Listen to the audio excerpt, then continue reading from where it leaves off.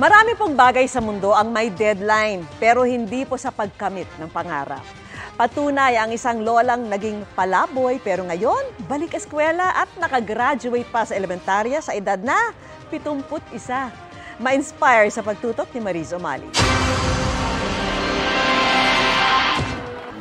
Basta't pinaniniwalaan mo, makakamit mo. Ellen Rivera. Patunay sa katagang si Lola Ellen Rivera na sa edad na 71 anyos nakapagtapos ng elementarya sa Maharlika Integrated School sa Taguig. Bago makamit ang inaasam na diploma, hindi raw biro ang pinagdaanan ni Lola Ellen. Sa murang edad, naging biktima raw siya ng pang-aabuso, kaya nagdesisyong maglayas at maging palaboy, kaya hindi na nakapag-aral. Nasubukan niya rin daw na magtinda ng kung ano-ano at nag-barker din para mabuhay. Pero sadyang pangarap daw ni Lola Ellen makapag-aral. Gusto ko, tatapusin ko po, aaral ko. Oh, bakit po? Masaya. Anong pinakagusto niyo subject? Filipino, Math, English.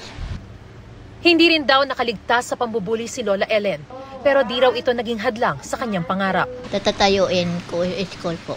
Bakit po? Kasi akong tisipan nila. Gusto ko po matayo ang bahay. Ano ba?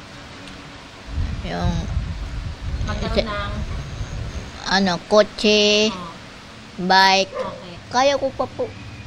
Lalakas pa ako si Papa God. Masipag po talaga siya at gustong-gusto talaga niyang matuto.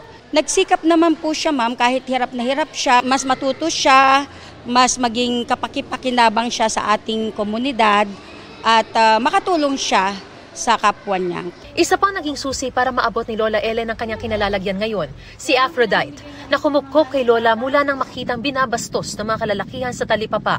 Yung awa, opo, yung awa, yung pagmamahal, tsaka para dahil sa nangyari nga sa kanya, para iparamdam ko rin sa kanya na may pamilya siya, porsigido siya na mag-aral. Ang hirap po kasi nung ganyan na yung kalagayan niya. Sa Agosto, magsisimula na ng grade 7 si Lola Ellen.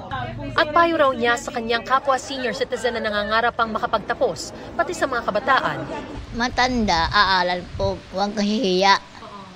Ako, bakit hindi ako hiya? Aaral ka muna, tapusin mo muna. Ang kwento ni Lola Ellen ay patunay na walang pinipiling edad ang edukasyon at hindi rin balakid ang kahirapan para makapagtapos. Basta't paiiralin ng sipag, tiyaga at tiwala sa sarili at sa Panginoon, mararating din ang inaasam na destinasyon.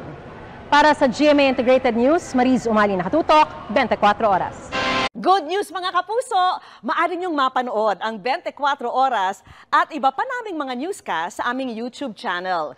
I-click lang ang subscribe button na lalabas sa screen. Sa mga kapuso abroad, maaari niyo kaming masubaybayan sa GMA Pinoy TV at sa www.gmanews.tv.